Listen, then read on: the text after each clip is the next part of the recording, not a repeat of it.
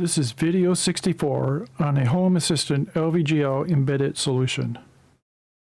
In this video, we configure LVGL widgets on a round touch display in Home Assistant. Of course, our embedded solution is to use an ESP32 microcontroller and configure it through the ESPHome builder. Please let us know in the comments if you like this example, or let us know if you have suggestions to improve it. Our test rigs use a GC9801 TFT display with a touch screen connected to an ESP32 microcontroller. As this channel covers multiple small system solutions over time, please subscribe to stay informed and click like, as that really helps.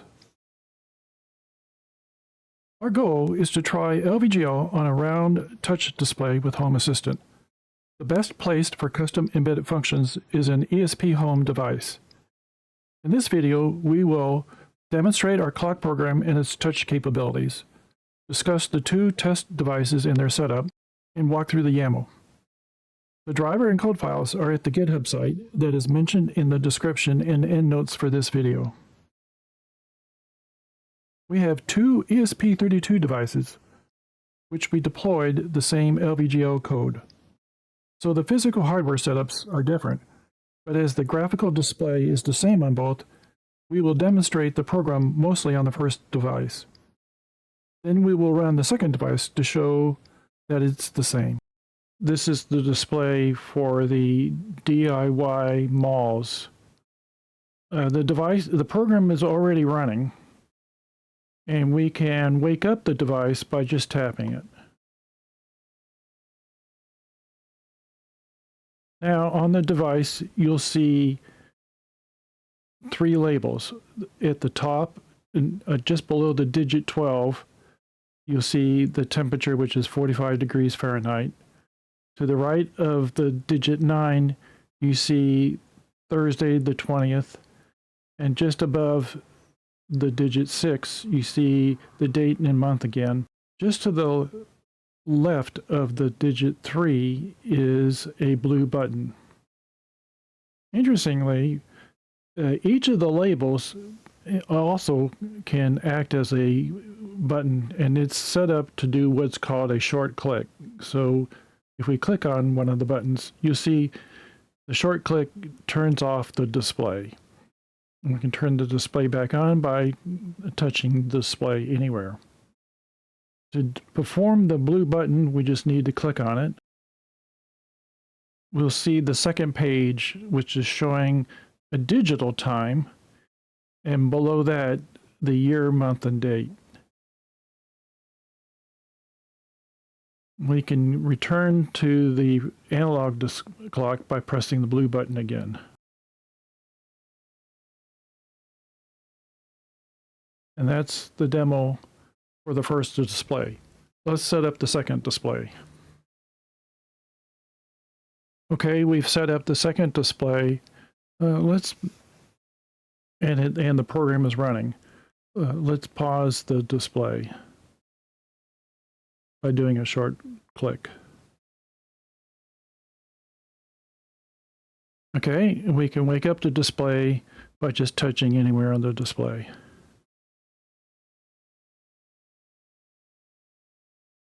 And we can press the blue button.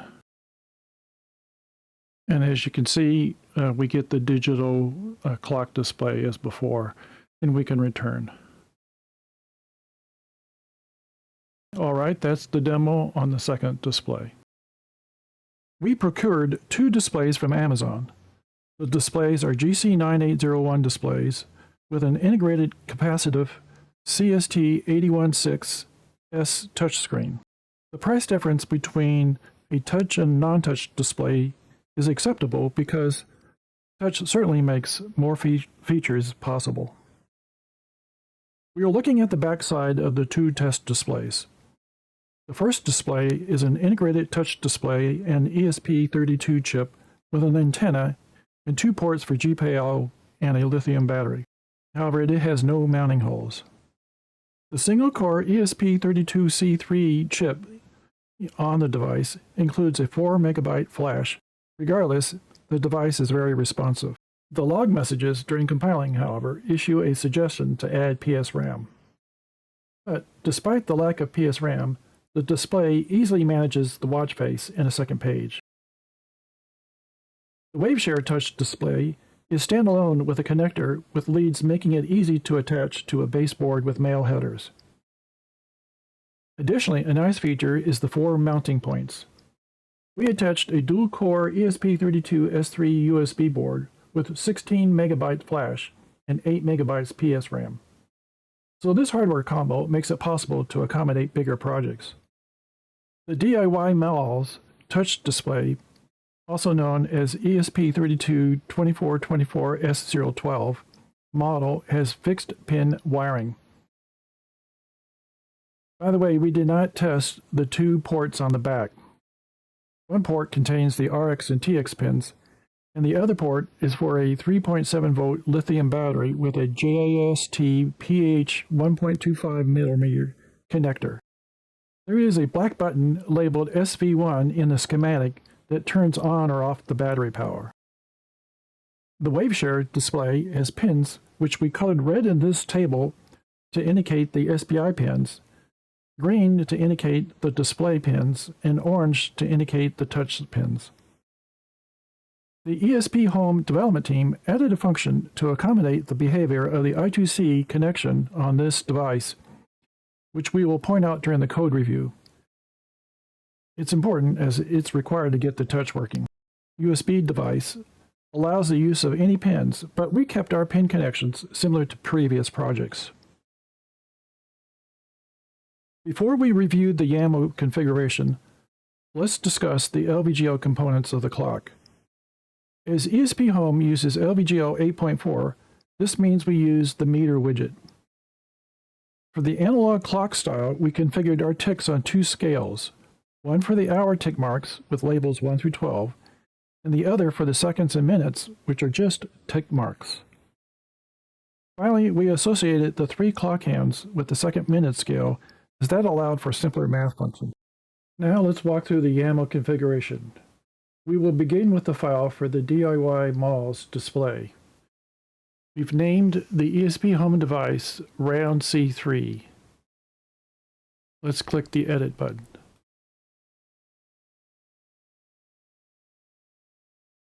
Okay, there's changes throughout the entire file. We'll walk through each of them.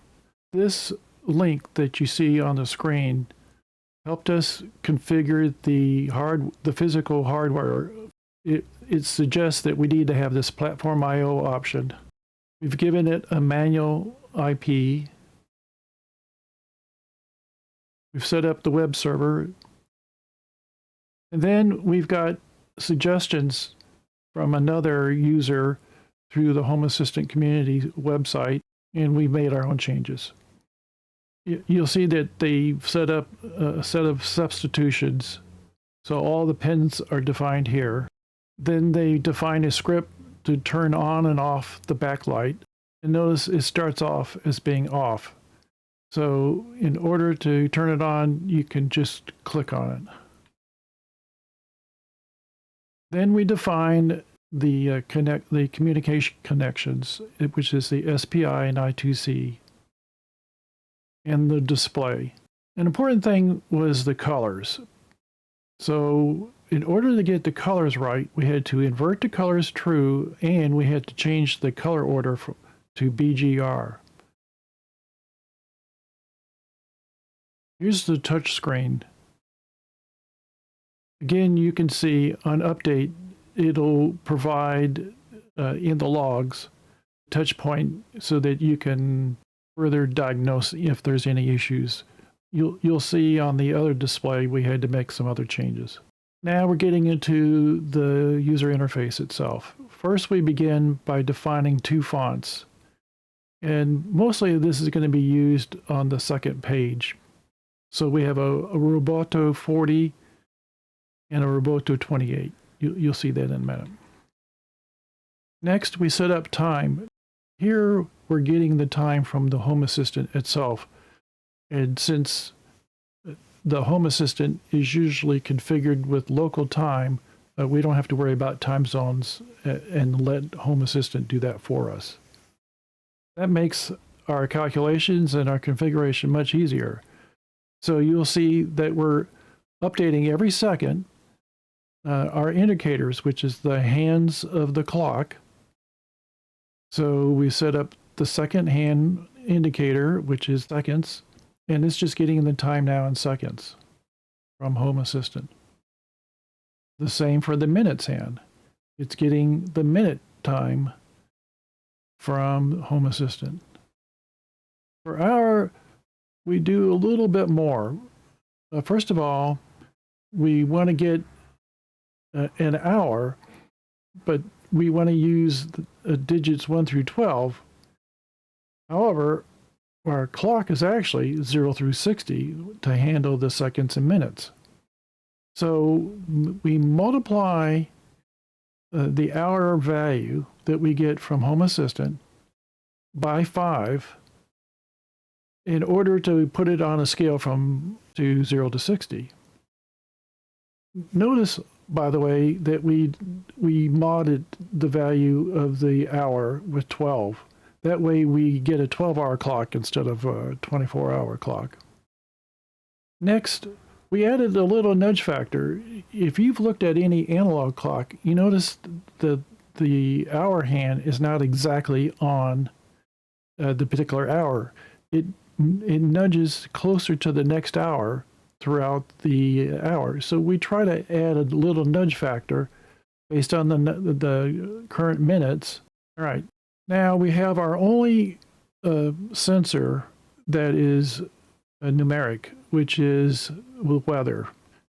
Now, if you don't have the capability to do weather on your system, you could just remove this and the label down below. But it's pretty simple. The default, we're using the default weather.forecast_home here. Nothing else needs to be configured. And all we need to do is look at the attribute, which is temperature. And we've set it on a scale for degrees F. Of course, in your zone, you might need degrees C, so you can just change this unit of measure accordingly. And then here's the label that we're going to update. So now we come to the text sensor, and the text sensor is showing the current time in different formats. So here you see hour, minute, second. Then here's year, month, day. And now we're looking at the colors. So we've defined 4 colors for our displays that we use throughout both pages. We've defined the color blue, red, green, and white. All right, now we're ready for the user interface itself. Again, we've got suggestions from various different places. This is one of the suggestions that we started with. The first thing you'll notice is we define a top layer. And this top layer is that blue button. So the blue button is going to show up in the same place on every single page. We could have defined it separately down below as part of the page, but this is kind of a global feature that's now going to be on every page. All right, we defined the first page, which is going to be our clock meter, and the second page will be the digital meter. Here we defined the clock as a width of 2 and a height of 238, and that's so that we could put a black border around it to blank out any other colors from the display itself. Now we define the scales. So if you recall from our discussion earlier, we're going to set up 2 scales. First, the minutes and seconds scale, and then we're going to set up an hours. So let's look at the seconds and minutes. We're going to define it with white ticks because we're using a black background. And we're going to have 60 ticks with the tick length is going to be 3 pixels. We're going to have a range from 0 to 60 for the values. And the angle is going to be 360 degrees because we want a circle. And we want to rotate it to 270. So that puts the start of the circle at the top of the display where 12 would normally be. Then we define our hands. So our hands are just simply indicators defined as a line. And then we can set the color and the width of the hand.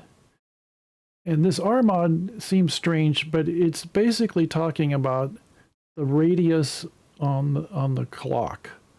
So -10 says it's not quite 80, it's 10 shorter, okay? For the minute hand, you see it's -1. It's really long. And the hour hand is really short. We used a -40. And we have different colors. So we made the second hand red would be a good color. And we made the minute and hour hands green. We could have changed the colors, but they just looked nice on our display. Now we defined the hours. So we want the hours to be 1 through 12. So we set a count, we define a count of 12. We have a width of 1 and a length of 1. And then we use major. So the major is what brings in the labels. And notice we didn't have major above, so we didn't get any labels. Here we have a stride of 1. So if it's 1 through 12, the next label is going to be the next major location. And we made it a little bit longer than the second minute ticks. So we made it a length of 6. And a label gap of 15. Just put a gap between the actual digit that's on the face and that tick so that we can distinguish the numbers better. We do a range from 1 to 12, and we slightly offset the angle range, and that's because we're starting 1 not quite at the midnight point, but over a little bit. So hence the angle range is 330 and rotation of 300. All right, and that's it. It was fairly straightforward. Finally, we can place other objects around our watch face. So here we placed temperature as we mentioned above. Here we're going to align it to center and then go up from the center 35 pixels and put our temperature. And on all of our labels, we have that, if you recall, the short click, this is how you get that. So if you click it, the label, it will turn the screen off. Here's the next label, which is the day of week. It's going to be just to the left of the center. So we go -50 pixels to left, and we want to on that center line. So we make our Y value 0. And we put a red border on it just to make it look nicer. And again, it has the short click. The next label is the date widget. And so here we're going to make it just below the center, 35 pixels below it. And notice it's going to be white as well. And it has the execute screen off if we click on it. Okay, now we're ready to move on to the second page. So the second page, as you remember, has the digital clock. So we define another meter widget, which is the same as the one above. It's going to have the 238 radius. We're going to define a scale. And this is going to be 60 counts, just like before. We set the length to 5. You'll see why in a minute. And then we did a range from 0 to 60, which equates to the 60 ticks. And we used the same angle of 360 and rotation as we have on our clock.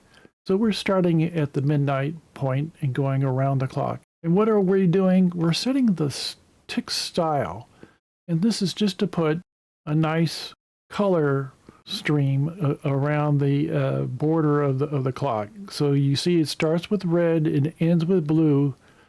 There's 60 different values, and this local says, hey, blend these values between red and blue as you go around the circle. And it just gives a nice feel to the second page. Finally, on the second page, we put the time widget, and notice here's that font, Roboto 40, and we made it red. And again, it has the short click screen off, just as before. And we put the date, which is a different format, the year, month, day, with a slightly smaller font because we wanted to fit in that circle. And that's it. All right, now let's move on to the second display. And we're just going to talk about the hardware on the second display because the user interface is exactly the same. Okay, we call this round LCD for the Waveshare display. We left these substitutions, but we didn't really use it in this particular case. So we have the same script and output, but different pin numbers to equate to the pins for this particular display. And we set the backlight to GPIO6, for example. We have the SPI and the I2C configured pretty much the same way as we did on the other display. Notice the display looks typical. We're just defining the pins. The touchscreen is the one place where there's a change. And that's this function that we talked about earlier, the skip probe. It turns out without this, the ESPHome code cannot find the I2C data point. And so the ESPHome development team added this feature that may be needed for some computers, for some devices. So in the case of the Waveshare device, it did need this. And you would know whether it needed it or not because you would see an error message in your logs and the display touch won't work. So if that happens, look for a message talking about an issue with the I2C communication. And if there is one, you may need to add this skip probe function. Oh, and the other thing we had to do was transform the X values of the touch. So I thought at first it wasn't working until I realized it was working correctly in the opposite location. So all you have to do to fix that is use this transform mirror X function. And I didn't need to do anything to Y. And that's it. These two items are the differences between the two displays. And that's not much. Otherwise, it's entirely the same down below. That's it for the YAML discussion. Well, in summary, in this video, we demonstrated the smartwatch display and the touch features. We discussed the two hardware displays and their setup. We briefly discussed the LVGL meter widget and its scale components. Finally, we walked through the YAML. Hopefully you learned enough to make changes to the YAML to change or add additional features. Please comment if you feel other changes are needed. I hope this video helps your Home Assistant configuration of an ESPHome device. Thank you for listening.